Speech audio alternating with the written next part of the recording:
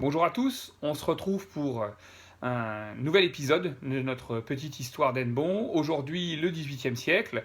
Alors ce siècle qui commence par la délibération qui instaure le vœu a laissé de nombreuses traces encore visibles aujourd'hui et qui montrent notamment euh, une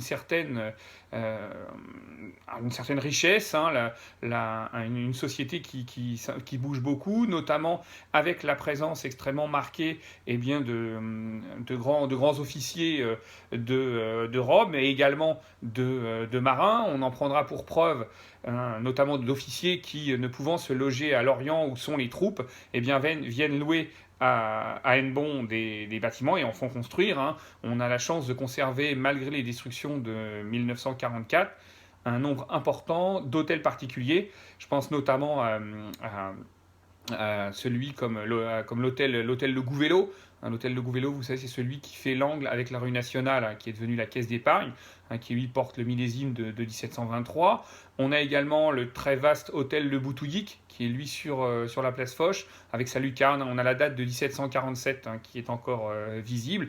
Et puis bien sûr, dans la ville close, on va trouver hein, l'hôtel Le Milord, mais aussi l'hôtel Audouin de Carnard, hein, celui qui date de 1766, qui est situé en bas de la rue des Lombards. Donc toutes ces présences témoignent d'une élite qui soit d'une élite sociale, qui soit donc liée, comme on l'a vu, à la marine, mais ça peut également des avocats, des personnes liées à la justice.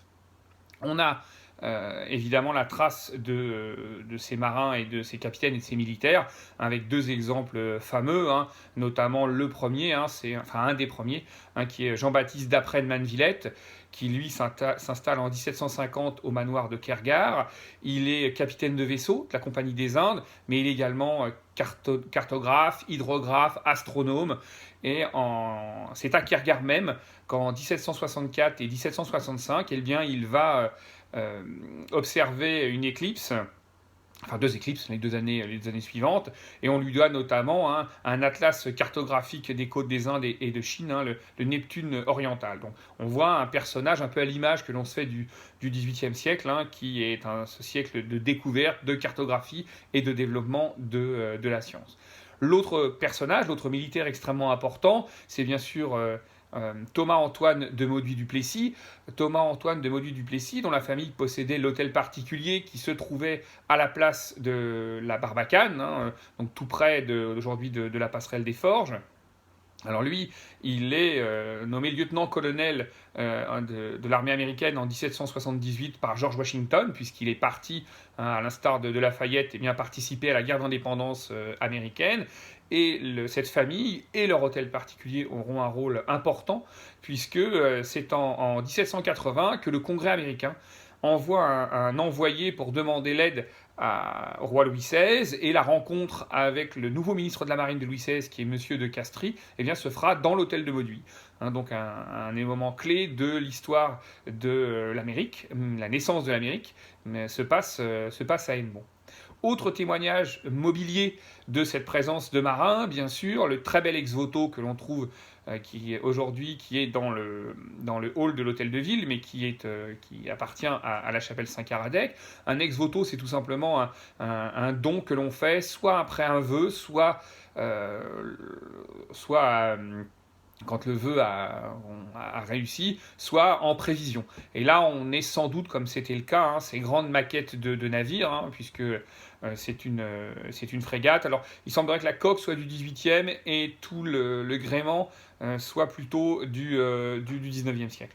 Hein, il a sans doute été offert par un marin qui a connu un naufrage ou une fortune de mer, et puis il s'est tourné sans doute vers Saint Caradec, le saint patron, et en promettant eh bien, d'offrir un témoignage de remerciement d'avoir été épargné, et il a offert cette maquette. Malheureusement, on ne sait pas quelle est la personne qui va faire ce cadeau, mais c'est une très belle pièce de mobilier hein, qui, malgré son aspect militaire, est un véritable témoignage de religieux et aussi de la présence de ces marins. Un autre élément extrêmement important pour ce siècle, c'est la modification urbaine de la ville. Et dans la deuxième moitié de ce siècle, en 1743, le roi Louis XV autorise la destruction du complexe de la Porte d'en bas. La Porte d'en bas, c'était la porte médiévale qui venait protéger en fait l'accès sur le pont sur le Blavet. C'était la deuxième porte. Vous aviez à l'est la porte Broerec, à l'ouest la porte d'en bas, comme son nom l'indique, elle se trouvait sur la rivière en bas. C'est pas terrible sur la rivière en bas, c'est pas grave. Alors, les Hennebontais demandent l'autorisation au roi de détruire cette portion parce qu'elle gêne la circulation. Puisqu'on commence peu à peu à circuler à l'extérieur de la ville close. C'est encore qu'un maigre chemin, mais on a besoin de créer ça. On argue de différentes choses, c'est que la porte est en très mauvais état, qu'avec l'évolution au niveau des niveaux de sol, il devient très compliqué d'y passer à cheval. Et en plus, elle s'accumule à l'arrière de ces murs toutes les ordures qui descendent de la ville close. Donc on imagine qu'en la détruisant, on ouvrira comme ça directement vers le Blavet et les ordures iront directement à l'eau. Le roi donc donne son autorisation. On a la chance de conserver aux archives municipales le courrier signé par Louis XV qui autorise cette disparition, qui sera effective tout au long de cette période-là. Le roi demande quand même que les pierres soient conservées et soient utilisées à but public. Donc on imagine qu'elles ont peut-être pu servir pour la construction des quais qui arriveront un petit peu plus tard dans ce XVIIIe siècle. Parmi les modifications à caractère militaire et de forteresse, on va en 1759 détruire la porte Capitaine. Aujourd'hui, il reste la rue Capitaine. Lorsqu'on monte la rue du Champ de Foire en direction de l'institution Notre-Dame-du-Vœu, on a une rue ici avec l'angle qui est l'angle de la propriété du lycée. Et c'est là que se trouvait cette tour Capitaine. Alors, comme son nom l'indique, c'était sans doute la tour où était logé le capitaine de la ville pendant la période médiévale. Cette tour était aussi un élément important de l'histoire sociale de la ville, puisqu'au long du Moyen-Âge et du XVIe siècle, elle était le théâtre du jeu de Pape-Go. Le jeu de Pape-Go, c'est un jeu qui était très répandu en Bretagne et ailleurs, qui consistait tout simplement à réunir régulièrement les hommes armés de la cité et de leur faire tirer sur une cible qui représentait un oiseau, d'où Pape-Go, Pape-Go, papegaille, perroquet en fait, d'une certaine façon. Donc on va commencer avec l'arc, ensuite l'arbalète, et puis on finira à l'arquebuse. Et cet entraînement qui était régulier était sanctionné entre guillemets par un concours qui avait lieu début mai, et celui qui était vainqueur de ce concours était exempté d'impôts pendant un an. Et devenait d'une certaine façon le roi du Pape-Go. Donc on supprime cette tour capitaine qui offre l'avantage de pouvoir relier beaucoup plus facilement le champ de foire à l'intérieur de la ville close et notamment aux halles. Les halles qui se trouvaient juste devant ce qui est actuellement le théâtre à la Coque, sur la place qui s'appelle la place Leysen. Là, vous aviez les halles qui se trouvaient à cet emplacement-là. Donc on avait trouvé ce système, ça a évité de faire circuler marchandises et animaux par les murs par la porte Broerec, puis toutes les rues. Un autre élément important aussi au cours du XVIIIe siècle et qui va énormément gréver les finances de la ville, et c'est tout simplement l'entretien du pont Tamer. C'est ce pont de pierre qui est jeté sur le Blavet, qui est déjà même au XVIIe siècle, il est plusieurs fois effondré. Il est reconstruit un moment en mai 1689, je crois, et il est emporté par les eaux en octobre, donc c'est vraiment extrêmement compliqué d'entretenir ce pont. On sait qu'en 1768, il menace ruine. Donc on a aussi tout un travail et un budget fort conséquent qui est mis en place autour de ce pont. Je vous l'ai dit, on va aussi créer les quais.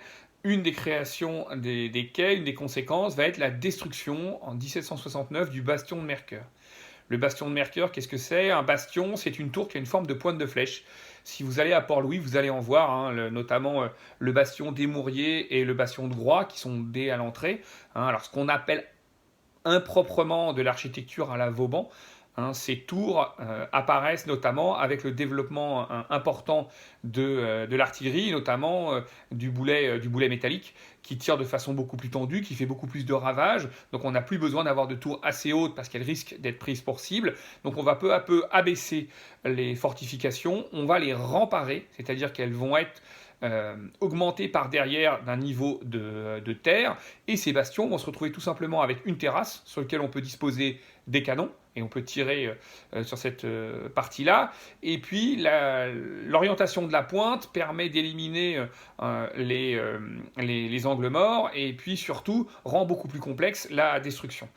Ce bastion avait été construit, rappelez-vous, à la fin des guerres de la Ligue, par le duc de Mercœur ou par Jérôme d'Arradon, dans les années 1591-1592.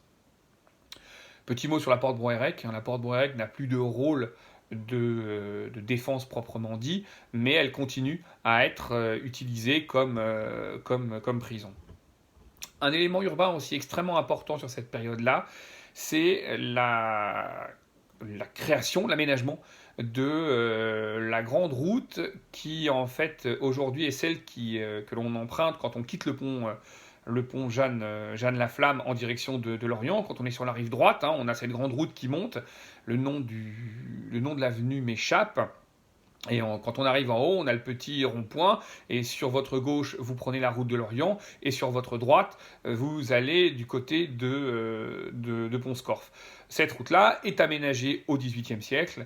On a la chance de conserver aux archives départementales d'Ille-et-Vilaine un très très beau plan de ce projet qui nous donne une idée aussi des occupations, des jardins qui ont été coupés pour pouvoir créer ça. On a des carrefours aussi, comme le carrefour du Guiriel, qui a été extrêmement modifié. On voit aussi apparaître la chapelle Sainte-Catherine, qui sera détruite au XIXe siècle. Et on a également une chapelle Sainte-Madeleine qui est très importante, puisqu'elle marque l'emplacement d'une maladrerie, un endroit où on éloignait les malades en les mettant en périphérie de la ville.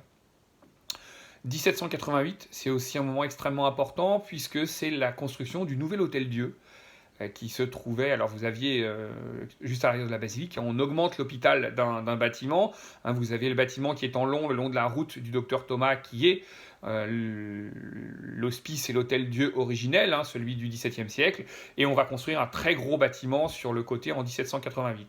Ce bâtiment s'est très fortement modifié dans les années 30, puis dans les années 50, ce qui explique que lors de la destruction des bâtiments de l'hôpital, on a été obligé de le détruire. Il a été extrêmement modifié avec le temps, notamment on a surélevé, on avait réouvert les ouvertures, à tel point qu'à l'intérieur, il avait fallu construire une armature de béton pour le maintenir et conserver ce bâtiment qui n'avait pas un intérêt architectural exceptionnel. Conserver ce bâtiment aurait été un peu inutile, donc le choix a été fait de